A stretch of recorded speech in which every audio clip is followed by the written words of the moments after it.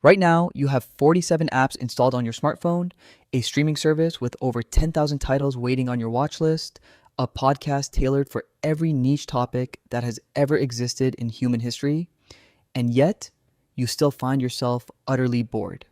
This raises a fascinating question that almost nobody thinks to ask. What on earth did ancient humans do when they got bored? We aren't talking about medieval peasants, the ancient Romans, or even the pharaohs of Egypt. We are traveling back much further into the deep human past.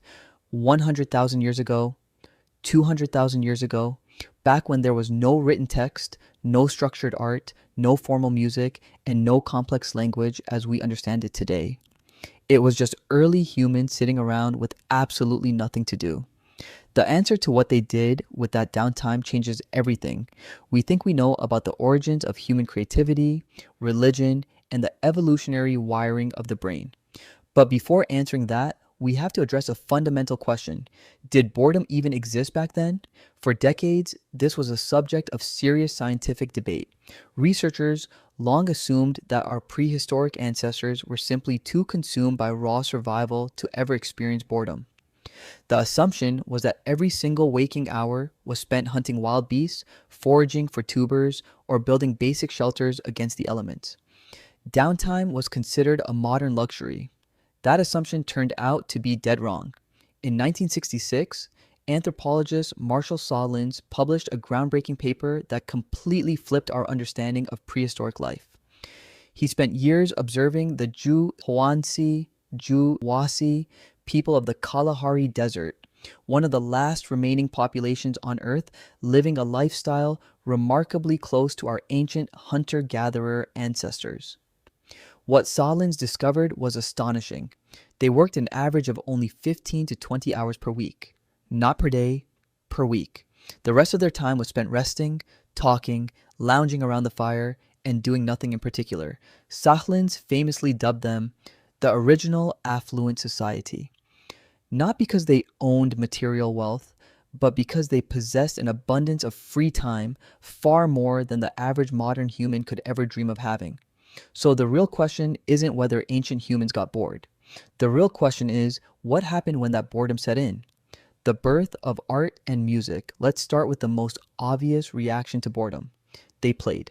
In 2010, archaeologist Francesco De Rico and his research team analyzed a collection of tiny sea snail shells recovered from Blombos Cave in South Africa. The shells were dated to 75,000 years ago. They had precise holes intentionally drilled through them and were coated in reddish-brown ochre pigment. These objects weren't hunting weapons, they weren't butchering tools, they weren't food, they were beads. Someone sitting in a cave 75,000 years ago, with a long afternoon ahead and nothing pressing to do, spent hours meticulously drilling through tiny shells using crude stone implements just to make personal adornment. That collection represents one of the oldest known symbolic art objects in human history, and it was born out of sheer downtime. The exact same pattern explains the birth of music.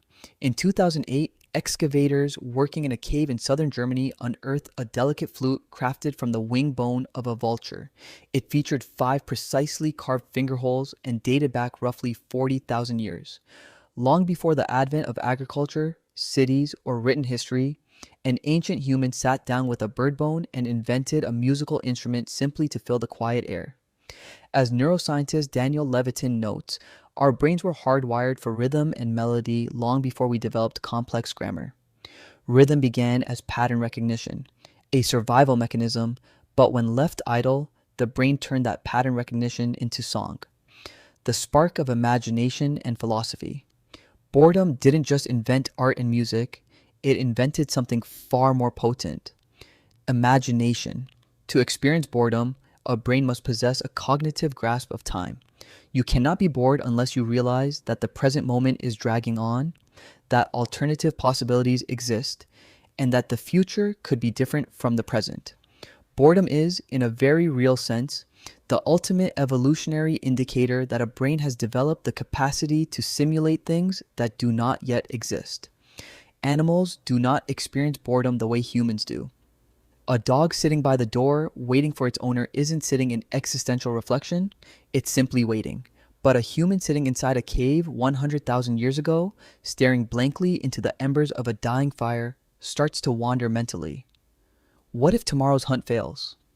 What kind of creature made that sound in the dark? What lies beyond that distant mountain range? Where do we go when our breath leaves us?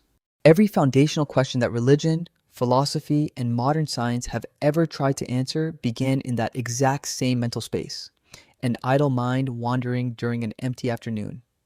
Psychologist Sandy Mann demonstrated this experimentally in 2013, proving that forcing people through mind-numbing tasks like copying phone numbers dramatically boosts their creative output immediately afterward.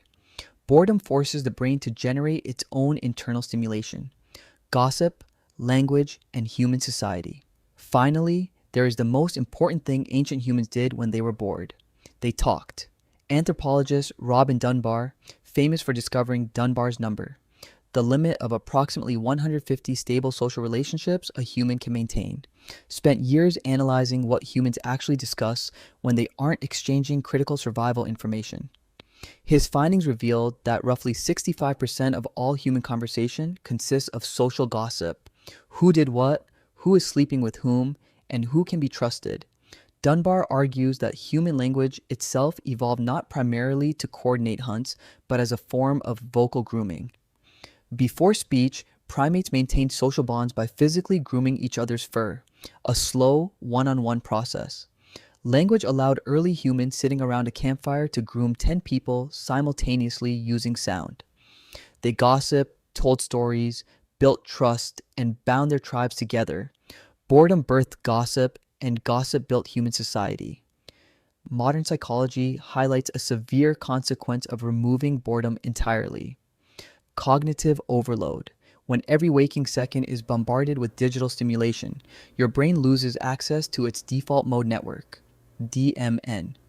This specialized neural network only activates when you are doing nothing active, and it is the exact same network responsible for deep creativity, empathy, and self-reflection. We spent 300,000 years learning to turn empty silence into art, music, storytelling, and philosophy.